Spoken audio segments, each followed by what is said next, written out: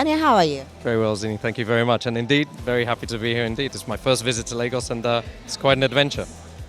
You were telling me something earlier off the camera. I wanted to say it to the camera so they can hear it and see it and have a feel of it. They can see you smiling already. But tell us, what is that thing that you said captured you about Nigerians and being in Lagos since you got in? Without a doubt, the first thing that hit me was the smiles on people's faces. I mean, it's my first time in Nigeria, not just Lagos, and you get off the plane, people have the widest, most genuine smile.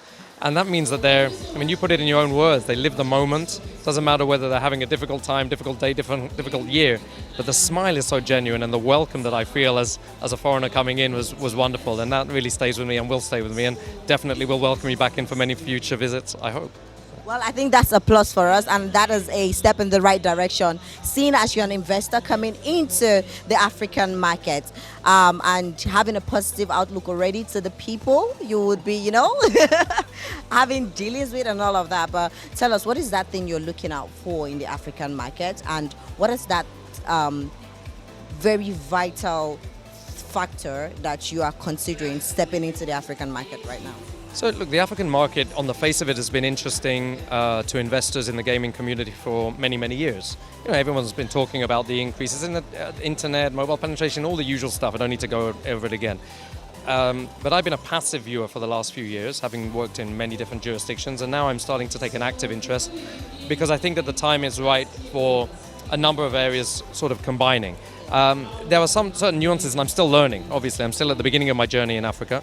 But there are certain nuances to the African market that I think are different to the way things are in Europe, Southeast Asia, the US market.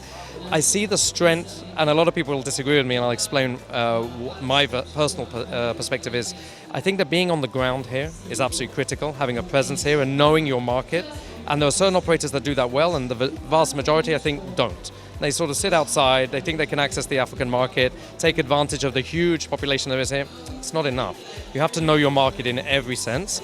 And I think that the way the retail market is set up here is perfect for expansion. Now, a lot of people at the moment say the retail market is dying. Even they use very strong words like that, it's dying. I don't agree with that, even though I think in the current incarnation it's going to struggle.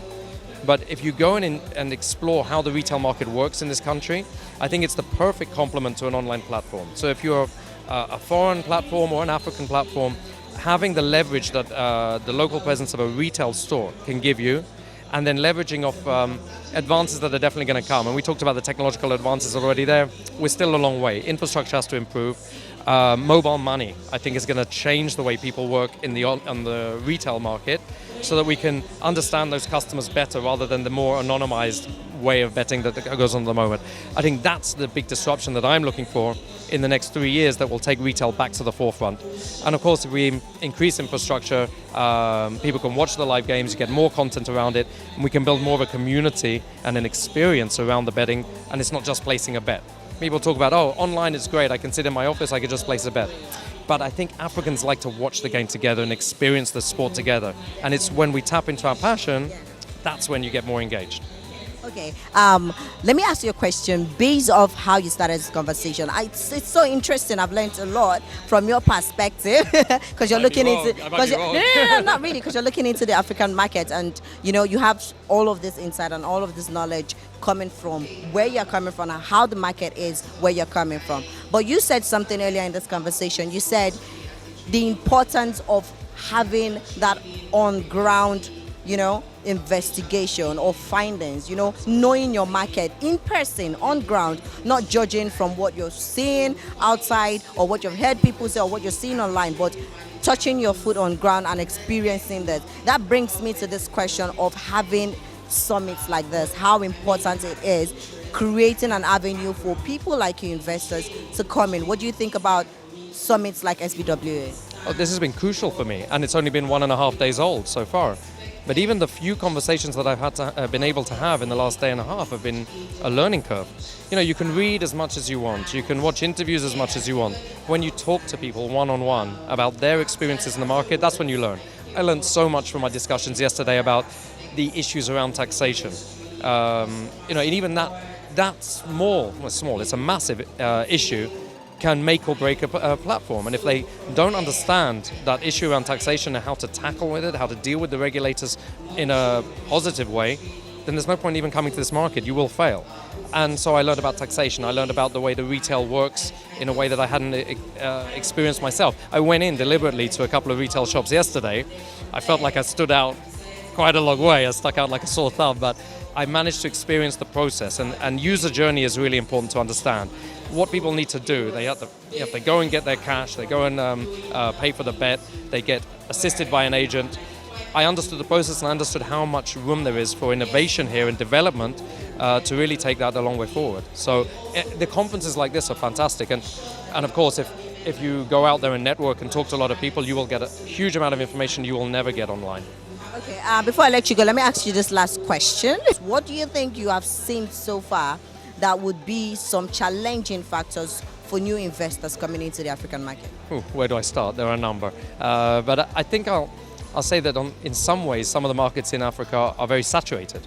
I think there are so many opportunities for growth, but not if you're coming with the mindset of, I'll just do the same as I've always done somewhere else, or I'll do the same as everyone else done. If you don't have an edge, if you don't have some provision that is different, that gives something new to the punters, I don't think you're going to succeed here, because I think that in a market, especially like Nigeria, it's very saturated. There are a huge amount of players here that control the market.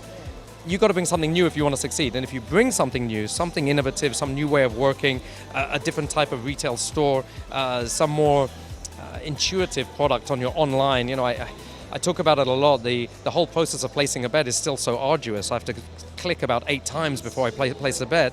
In this day and age, I think there should be much more of a two-way dialogue between the platform and the user. And so if you can bring that innovation, I think you've got a huge edge, because I feel that the incumbent platform providers and the operators in Africa have become almost, dare I say it, a bit lazy. It's like, we're making money, we don't have to innovate, and so we're not going to move.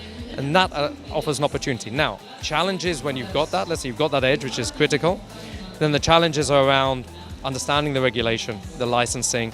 I've seen people come in, they expect it to work in a similar way that it works in Europe. Nothing could be further than the truth. Taxation, if you don't understand the exposure to taxation that you have, both at state level and federal level, and that you can think that you're earning good money and all of a sudden you get a knock on the door, that's a huge challenge. And also currency. If you're a foreign operator, understanding the currency movements and thinking, how do I repatriate those funds so that I can actually bring the money home, that's a huge challenge that people don't take into account. And the way, if we're talking about taking bets in local currency in Nigerian naira and having to repatriate them in euros or dollars, understanding the risk in that is fundamental. That will be the difference. It could be the difference between making a lot of money and just completely failing. So I'd say currency, taxation, regulation.